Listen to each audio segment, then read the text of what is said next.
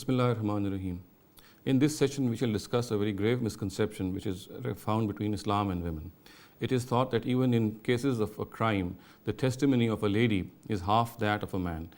So if we consider this opinion, we come to the conclusion that the basis of this opinion is generally found in the following Quranic verse. And I'll read out this verse to you.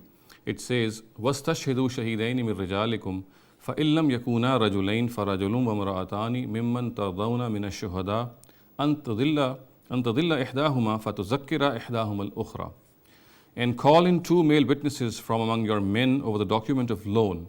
And if 2 men cannot be found, then 1 man and 2 women from among those whom you deem appropriate as witnesses, so that if one of them or either of them gets confused, the other reminds her.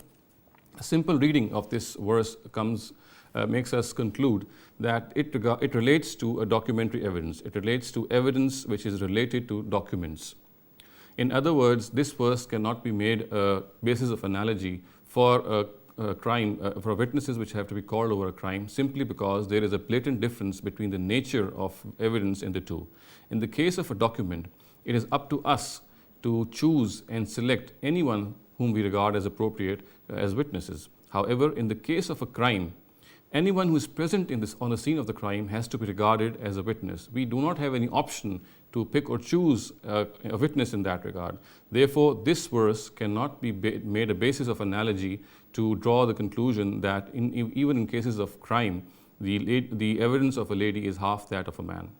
The second thing also which needs to be considered is that this verse does not relate to the legal forums of the state. It is not that they have been addressed and told that if a case comes to them, then they must register this case if the evidence is found in such and such a manner. On the other hand, this verse actually addresses Muslims in their personal capacity and tells them that in order to safeguard from various disputes, they must write down their financial and other transactions and call in witnesses over these transactions. So the other thing which comes to light from this verse is that it is not a legal injunction. It is merely a social advice which is given to the Muslims. And if we read the end of the passage and these verses occur, this becomes even more prominent. The Almighty says, "Zalikum aqsatu indallahi wa aqwamu lishahada wa adna alla tartabu." This is more just in the sight of God. It ensures accuracy in testifying and is the most appropriate way for you to safeguard against all doubts. So summing up, we can say that this verse cannot be made a basis to conclude that the testimony of a lady is half that of a man in cases of crimes, because this verse specifically addresses the issue of evidence on a document. And secondly, this verse also does not relate to any legal injunction. Actually, it is a social advice given to Muslims in their personal capacity.